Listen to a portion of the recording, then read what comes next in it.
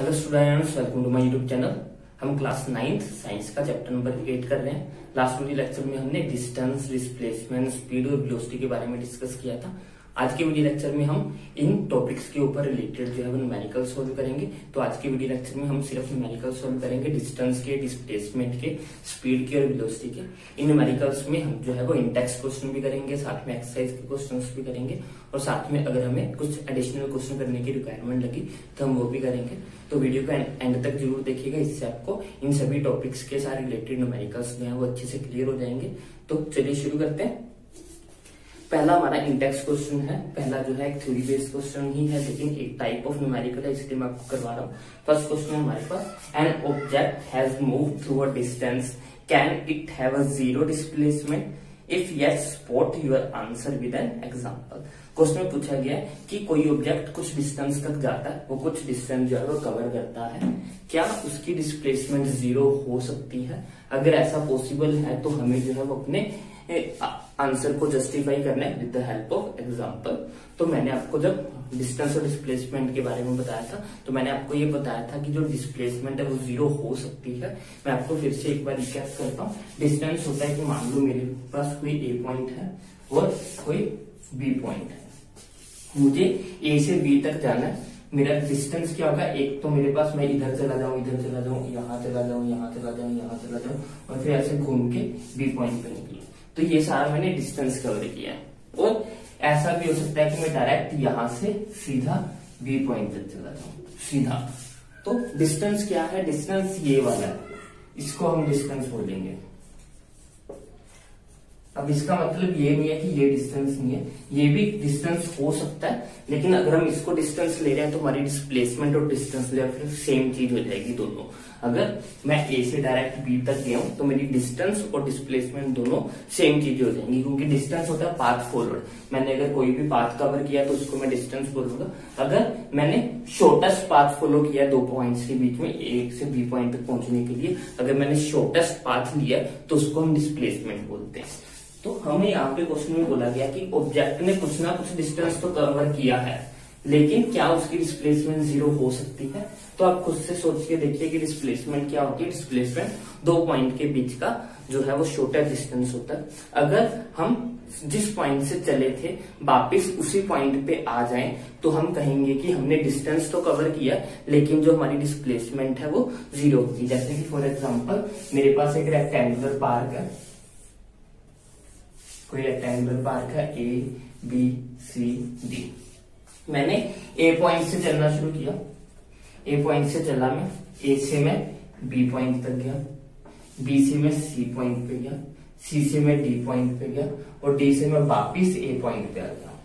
Means कि मैं जहां से चला था मैं वहीं पे आ गया। मैंने अपनी जर्नी ए पॉइंट से शुरू की थी और मेरा एंड पॉइंट भी ए पॉइंट है। तो इस केस में जब मैं वापिस, जब मेरा स्टार्टिंग पॉइंट जो है, स्टार्टिंग पॉइंट जो है वो भी ए था और मेरा एंड पॉइंट जो है वो भी ए होगा, उस केस में मेरी डिस्प्लेसमेंट जो है वो जीरो होगी।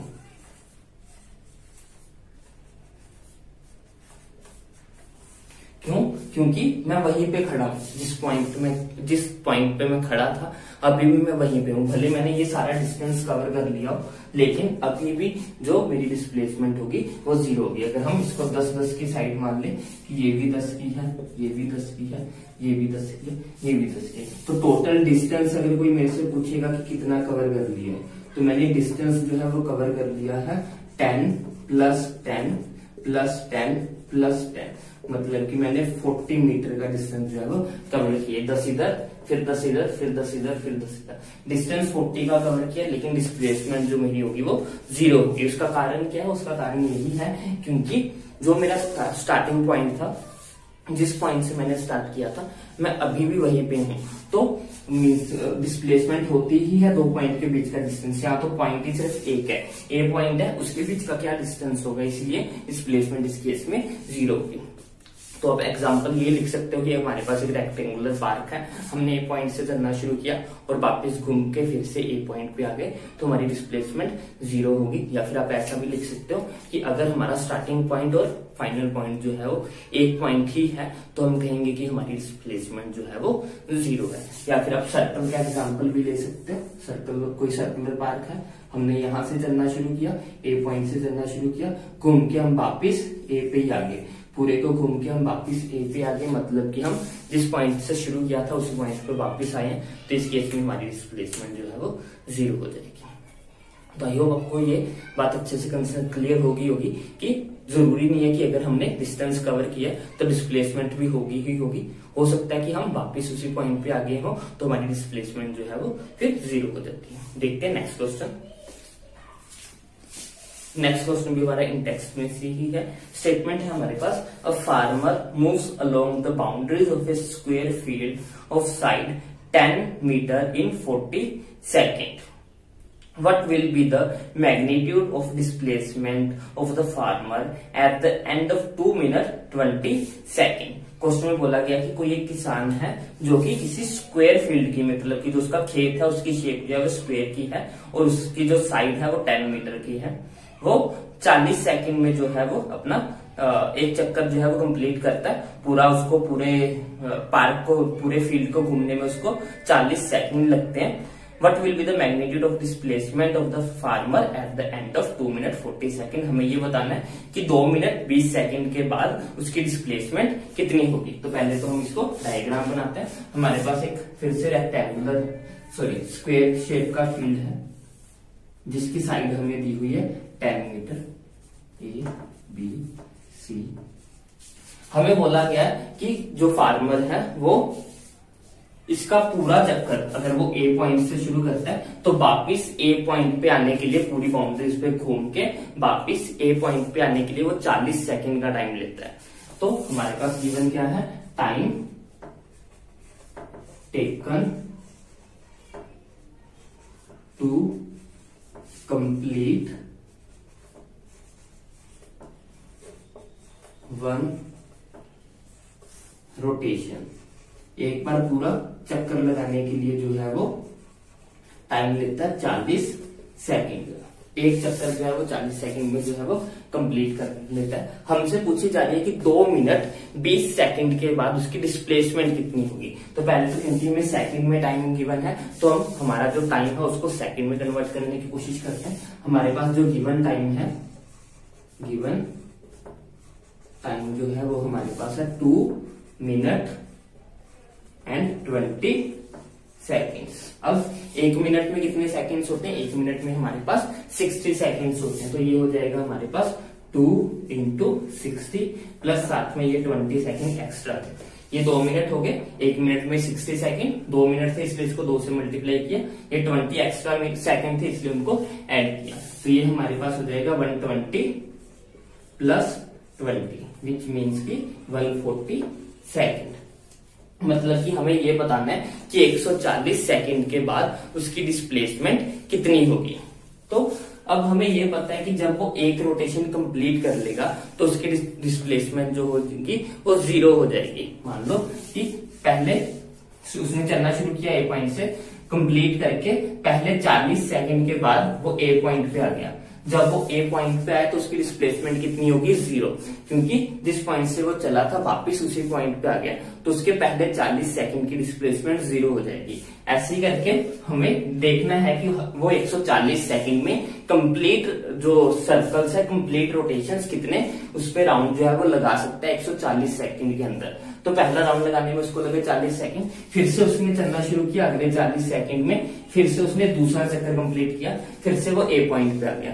जब वो जैसे ही वो ए पॉइंट पे आया उसकी डिस्प्लेसमेंट फिर से कितनी होगी, 0, क्योंकि वो वापस उसी पॉइंट पे आ गया जिस पॉइंट से उसने चलना शुरू किया था। अब ये 80 सेकंड हो गया, 40 प्लस 40 80, लेकिन हमारे पास 140 है। मतलब कि एक बार उसने फिर से रोटेशन किया, फिर से जो है ए पॉइंट से चलना शुरू किया, फिर जो है वो वापस ए पॉइंट पे आया और उसकी डिस्प्लेसमेंट ए पॉइंट पे आती फिर से कितनी होगी, 0, क्योंकि एक जो है उसने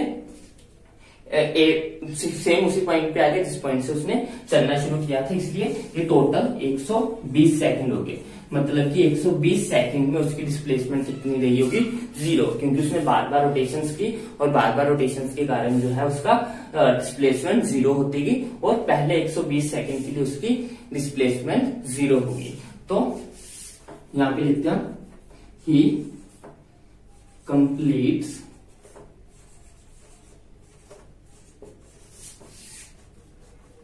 three rotations in 120 seconds. Therefore displacement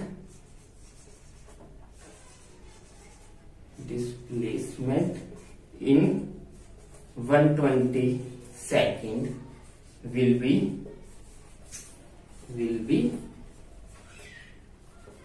zero, क्योंकि वो बार बार कंप्लीट रोटेशंस कंप्लीट कर रहा है, इसलिए 120 सेकंड के अंदर उसने कोई डिस्प्लेसमेंट नहीं की, वो उसी पॉइंट पे खड़ा हुआ। लेकिन अब अब जो है वो हमारे पास बचे कितने सेकंड है, हमारे पास सिर्फ 20 सेकंड्स बचे हैं। 140 में से 120 माइनस करेंगे तो 20 सेकंड्स बचेंगे। अब हमें ये पता करना है कि 20 सेकंड में वो कितना डिस्टेंस कवर करेगा, यहां से लेके कितने जगह तक वह पहुंच जाएगा। तो इन 40 सेकंड में ही कवर्स 40 सेकंड में वो कितना डिस्टेंस कवर करता है, 40 सेकंड में वो जो है वो पूरी रोटेशन लगाता है, मतलब कि 10 metre plus 10 metre plus 10 metre plus 10 metre, मतलब कि 40 मीटर। वो 40 सेकंड में जो है वो 40 मीटर का डिस्टेंस ट्रेवल करता है। तो 20 सेकंड में कितना डिस्टेंस ट्रेवल करेगा, 20 सेकंड में वो कवर करेगा 20 मीटर का डिस्टेंस। तो मतलब कि वो 20 सेकंड के बाद कहां पे होगा, 20 सेकंड के बाद वो यहां पे होगा, इस पॉइंट पे। लेकिन अब हमारे पास ये डिस्टेंस आया, डिस्टेंस उसका कितना आ गया, डिस्टेंस हमारे पास आ गया 20 मीटर। लेकिन हमें क्या पता करना था, हमें जो है ये पता करना है कि डिस्प्लेसमेंट कितनी थी, और डिस्प्लेसमेंट क्या होती है, शॉर्टेस्ट पाथ। अब अगर हम ये कहेंगे कि उसने ये वाली पाथ कवर किया, तो ये वाला पाथ उसका डिस्टेंस कहलाएगा, ये 20 मीटर उसका डिस्टेंस होगा। हमें डिस्प्लेसमेंट निकालनी है, डिस्प्लेसमेंट सबसे छोटा रास्ता होता है। तो सबसे छोटा रास्ता कौन सा होगा, जब हम ए और सी को आपस में मिला देंगे। तो डिस्प्लेसमेंट ये वाली होगी, ना कि ये वाली। अगर हम इन दोनों को जोड़ के 20 कर दें तो 20 हमारी डिस्प्लेसमेंट नहीं होगी, क्योंकि हमें शॉर्टेस्ट पाथ चाहिए होता है डिस्प्लेसमेंट के लिए, सबसे छोटा रास्ता। सबसे छोटा रास्ता ये होगा ए से सी तक जाने के लिए। तो हमें ये फाइंड आउट करना है। तो ये कैसे फाइंड आउट करेंगे, ये हम अपना पाइथागोरस थ्योरम लगा के जो है वो फाइंड आउट कर सकते हैं, क्योंकि राइट एंगल ट्रायंगल बन रहा है यहाँ पे। ये वाला जो है ये एक राइट एंगल ट्रायंगल है, ट्रायंगल ए बी सी, ये एक राइट एंगल ट्रायंगल है। तो इसमें जो है वो ए सी का स्क्वायर इज इक्वल टू हो जाएगा हमारा A B square plus B C square. H square is equal to होता है B square plus P square. A C square हमें फाइंड आउट करना है कि कितना है, ए बी हमारे पास कितना है 10, ए बी हो गया 10 का स्क्वायर, बी सी भी हमारे पास 10 है तो 10 का स्क्वायर, ये हो गया 10 का स्क्वायर करेंगे 100 आ गया, 10 का स्क्वायर करेंगे 100, दोनों को ऐड करेंगे तो ये हो गया 200। ए सी स्क्वायर आ गया 200, तो ए सी की वैल्यू कितनी आ जाएगी, 200 का रूट, ये हो जाएगा हमारे पास 10√2। तो इतनी डिस्प्लेसमेंट होगी उसकी 20 सेकंड के बाद, या फिर आप ये कह सकते हो कि 2 मिनट 20 सेकंड के बाद जो उसकी डिस्प्लेसमेंट होगी वो 10√2 मीटर के बराबर होगी। ये हमारा आंसर होगा उसकी डिस्प्लेसमेंट के लिए। आई होप आपको अच्छे से समझ में आया होगा। अगर कोई भी डाउट हो तो आप कमेंट सेक्शन में लिख सकते हो। हम बढ़ते हैं नेक्स्ट क्वेश्चन की तरफ। तो इसका नेक्स्ट थर्ड क्वेश्चन है वो हमारा एक्चुअली न्यूमेरिकल बेस्ड क्वेश्चन तो नहीं है, लेकिन एक बार फिर भी हम देख लेते हैं। स्टेटमेंट हमारे पास which of the following is true for the displacement, क्या गया है नीचे दी गई स्टेटमेंट्स में से कौन सी स्टेटमेंट जो है वो डिस्प्लेसमेंट के लिए ट्रू है। फर्स्ट स्टेटमेंट है हमारे पास it can not be zero, कह रहे हैं कि डिस्प्लेसमेंट जो है वो कभी भी जीरो नहीं हो सकती। तो ये बिल्कुल फॉल्स स्टेटमेंट है, ये ट्रू नहीं है, क्योंकि डिस्प्लेसमेंट जो है वो जीरो हो सकती है। सेकंड स्टेटमेंट है its magnitude is greater than the distance travelled by the object, बोल रहे हैं कि जो डिस्प्लेसमेंट का मैग्नीट्यूड होता है वो डिस्टेंस से बड़ा होता है। तो ये भी फॉल्स स्टेटमेंट है, डिस्प्लेसमेंट जो है वो कभी भी डिस्टेंस से बड़ी नहीं हो सकती, क्योंकि हमने क्या पढ़ा है, हमने पढ़ा है कि जो डिस्प्लेसमेंट होते हैं वो शॉर्टेस्ट पाथ होते हैं बिटवीन द 2 पॉइंट्स। ये डिस्टेंस के इक्वल हो सकती है लेकिन उससे कभी बड़ी नहीं होगी, उससे हमेशा छोटी होती है। डिस्टेंस से बड़ी जो है वो डिस्प्लेसमेंट नहीं हो सकती। आप इसको ऐसे लिख के याद रख सकते हो कि डिस्प्लेसमेंट जो है वो displacement could be equal to the distance. ये जो है वो डिस्टेंस के इक्वल हो सकती है लेकिन, और डिस्प्लेसमेंट जो है वो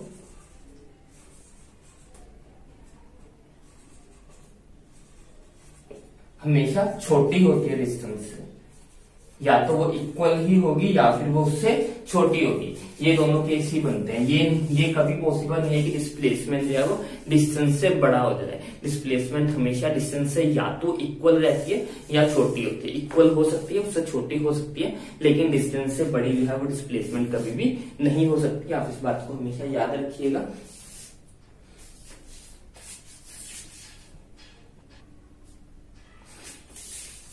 तो आज के लिए बस इतने। बहुत जल्द मिलते हैं नेक्स्ट पार्ट के साथ। इस वीडियो लेक्चर के नेक्स्ट पार्ट में हम जो है कुछ और न्यूमेरिकल सोल्व करेंगे। तो आई होप आपको ये वीडियो अच्छी लगी हो। अगर वीडियो अच्छी लगी तो इसको लाइक करें, शेयर करें, चैनल को सब्सक्राइब करें। Thanks for watching. Bye bye, take care.